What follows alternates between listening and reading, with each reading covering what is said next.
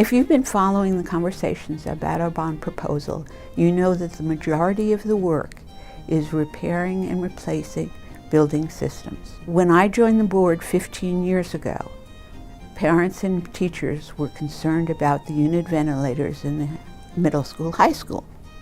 The unit ventilators are noisy and they cannot maintain a constant acceptable temperature.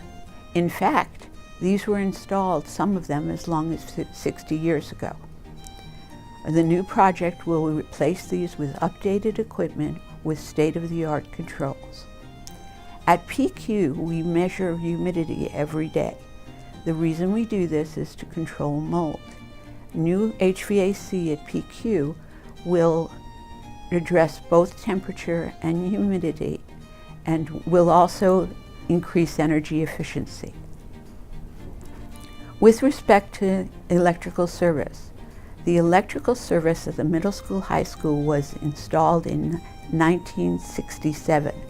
It is older than some of our parents. We are no longer able to get parts.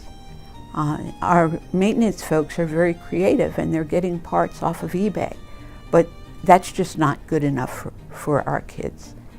In addition to an electrical backbone, we will also be upgrading the distribution service to include things like LED lights.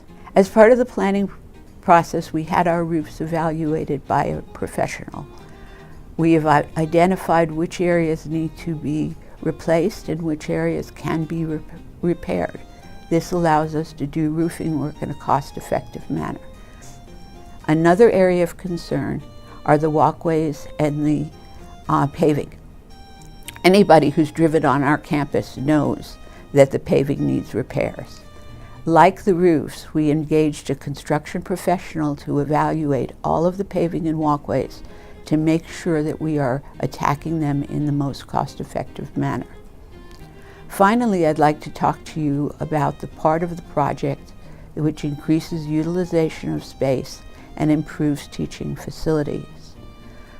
We are going to enclose the existing second floor balcony to create workspace and conference space. We are going to reimagine the library and multipurpose room at PQ, and we are going to reclaim empty quad spaces to create them into flexible teaching areas. The two things important to remember are that we are increasing our teaching space without building one new square foot of space.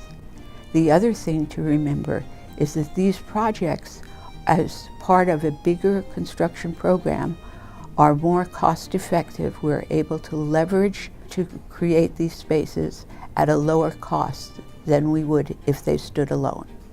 The vote is May 20th at PQ, along with our annual budget vote.